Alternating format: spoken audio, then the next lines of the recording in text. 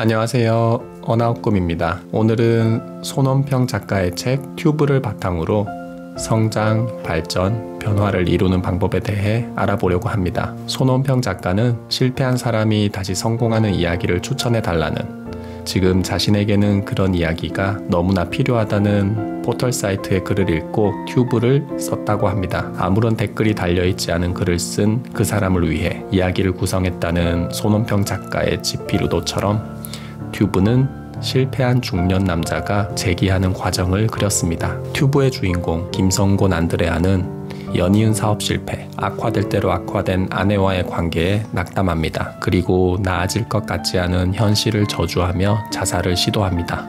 차 안에서 소주를 한 병 들이켜고 연탄불을 피운 채로 잠이 든 김성곤은 창문이 제대로 닫혀있지 않은 탓에 자살에도 실패합니다. 오피스텔에 돌아간 그는 꺼이꺼이 울다가 행복했던 순간이 담긴 과거 사진과 동영상을 바라봅니다.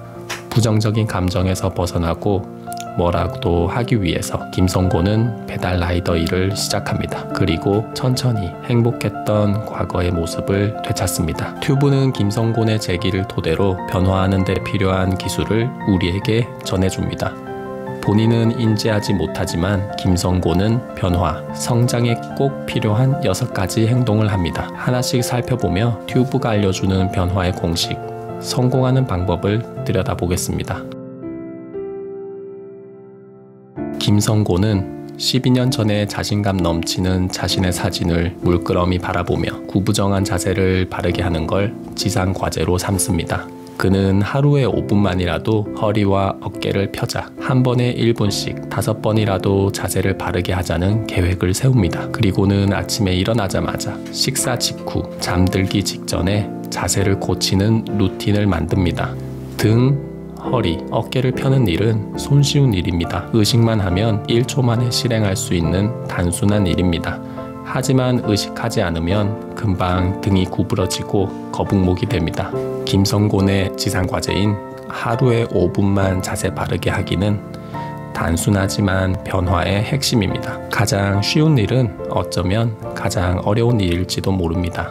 마음만 먹으면 얼마든지 할 수 있지만 하지 않은 행동을 하루에 5분이라는 쉬운 조건을 두고 실천하고 루틴을 만들면서 김성곤은 시작이라는 높은 허들을 넘어서는데 성공합니다. 김성곤은 자세를 바르게 하겠다는 목표를 세웠음에도 금세 구부정한 자세로 돌아가는 자신의 모습을 봅니다. 답답한 그는 오피스텔 벽에 모는 종이를 붙이고 하루에 5분 동안 자세 바르게 하기에 성공했는지 매일 기록합니다. 2달이 지난 후 김성곤은 자기도 모르게 자세를 바로잡는 스스로의 모습을 발견합니다. 벽에 붙은 모는 종이는 어느덧 빽빽한 막대 그래프로 빼곡히 채워져 있었습니다. 기록은 변화에 성공하고 싶다면 반드시 병행해야 하는 수칙입니다. 기록이 없으면 점검할 수 없습니다. 하루 이틀은 계획을 실천했는지 기억할 수 있지만 일주일, 한 달이 지나면 일주일 전, 한 달 전에 무엇을 했는지 기억나지 않습니다. 기억은 잊히지만 기록은 남습니다. 축적되는 기록이 내가 제대로 나아가고 있는지 말해줍니다. 김성곤은 롯데리아에서 감자튀김을 받고 창가 자리에 앉습니다. 푸석한 모습, 루저라는 단어를 떠올렸을 때 머릿속에 그려지는 사람이 나일 거라며 창가에 비치는 자신을 노려봅니다. 바닥에 떨어진 펜을 우연히 집어들고 김성곤이 취하는 행동은 의미심장합니다.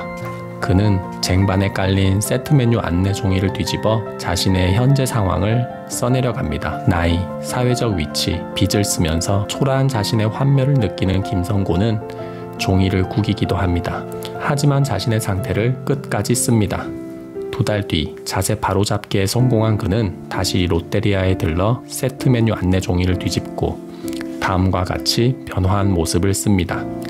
일단 살기로 결심함. 체중 200g 줄었음. 바른 자세를 위해 노력 중. 김성곤은 자신의 지금 상태와 변화 중인 상태를 적으면서 자신을 객관적으로 들여다봅니다. 내가 지금 어디에 있는지, 어디로 향해야 하는지를 명확히 아는 것은 변화의 시발점이자 종착점입니다.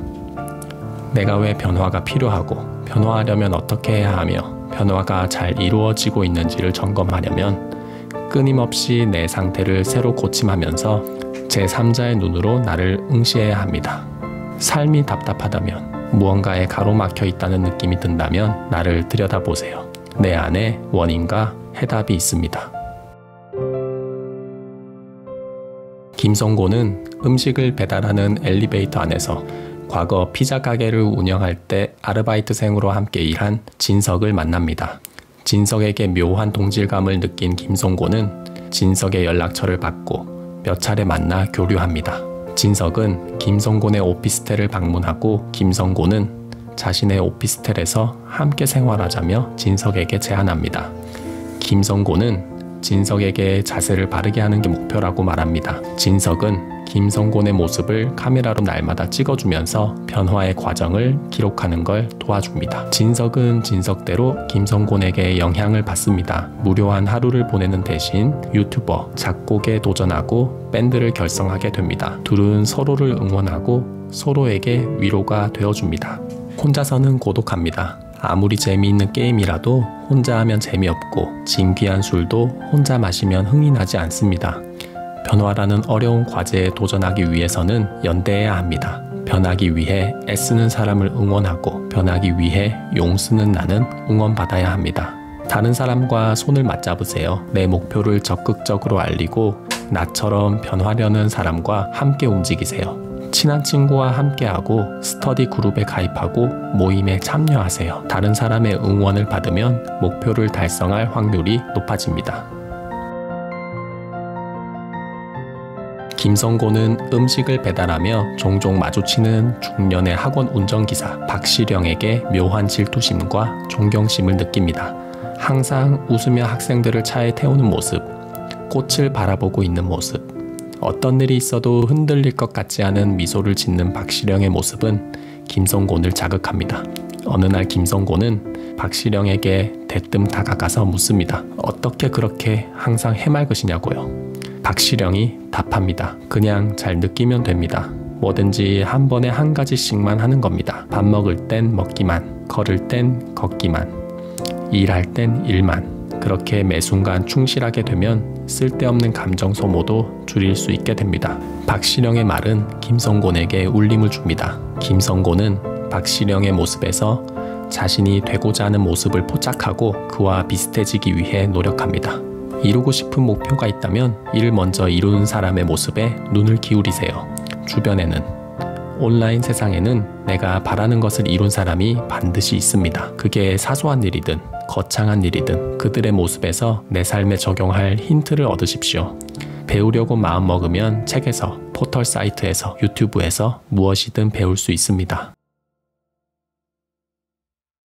김성곤은 자세 바르게 하기에 성공하고 자연스럽게 웃기, 오감에 집중하는 데까지 성공합니다. 그리고 지푸라기 프로젝트라는 담대한 사업 계획을 세웁니다. 변화를 꿈꾸는 사람을 지푸라기로 지칭하고 지푸라기를 응원하는 사람을 튜브라고 지칭해서 서로 응원하고 연대할 수 있는 앱을 제작하려고 합니다. 성공의 반대말은 실패지만 변화의 반대말은 아무것도 하지 않는 것. 스스로가 만든 지푸라기를 잡고 떠오릅시다. 라는 지푸라기 프로젝트 홍보 문구를 만들며 김성곤은 스스로 변화의 전도사가 되어 사업을 구상합니다. 연이은 운과 성공이 따라오고 성공 가도를 달리던 김성곤은 결국 또 실패하고 맙니다. 회복됐던 가족 관계는 다시 무너지고 김성곤은 언제 성공했냐는 듯 끝을 모를 나락으로 추락합니다. 김성곤은 2년 전과 같이 자살을 기도합니다. 한강 둔치에 간 그는 서서히 물속으로 걸어 들어가고 발이 땅에서 떨어지며 의식을 잃습니다. 정신을 차려보니 이곳은 병원. 김성곤은 주변에 있던 낚시꾼의 도움으로 죽음을 면했습니다. 죽으려고 해도 죽지 못한 김성곤은 박시령을 찾아갑니다. 박시령은 말합니다. 잘 살펴봐요. 지나온 삶을. 엉망이기만 한 삶은 있을 수가 없어요. 그런 건 애초에 불가능해. 내 보기에 당신은 잘 살아온 것 같아요. 계속 삶에 대해 알아내려고 애쓰는 건 아무나 하는 게 아니니까요. 그러니까 잘했어요. 아주 잘했습니다.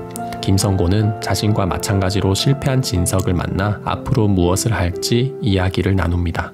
2년 전과 똑같이 막막한 상황. 하지만 김성곤은 2년 전과는 달라져 있습니다. 곧게 뻗은 등, 자연스러운 미소를 지니고 있으니까요. 튜브는 김성곤 안드레아의 고군분투를 담은 책이자 평범한 우리의 발버둥을 담은 성장기입니다. 책 제목 튜브는 김성곤이 야심차게 기획한 지푸라기 프로젝트에서 변화를 응원하는 사람을 지칭하는 튜브에서 따온 것 같습니다. 책을 읽는 모든 이의 변화를 응원하겠다는 손원평 작가의 마음이 책 제목에서 느껴집니다. 책의 중간쯤 박시령은 김성곤에게 말합니다.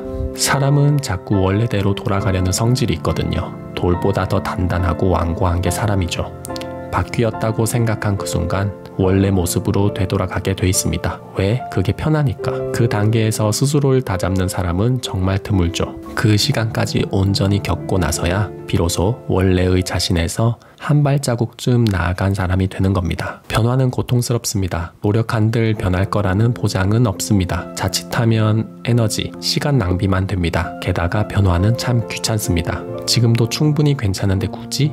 라는 생각이 머릿속에 안개처럼 스멀스멀 가득 찹니다. 그렇지만 우리는 노력해야 합니다. 괜찮은 사람이 되고 싶은 것은 인간의 본능이기에 어제보다 나은 내가 되기 위해 한 발자국 내디뎌야 합니다. 어차피 안 될 거야 하는 뿌연 안개 같은 생각을 머릿속에서 걷어내야 합니다. 어제와 똑같은 오늘이 답답하다면, 이젠 변해야겠다는 생각이 마음속에서 일렁거린다면 책 튜브를 읽어보시기 바랍니다.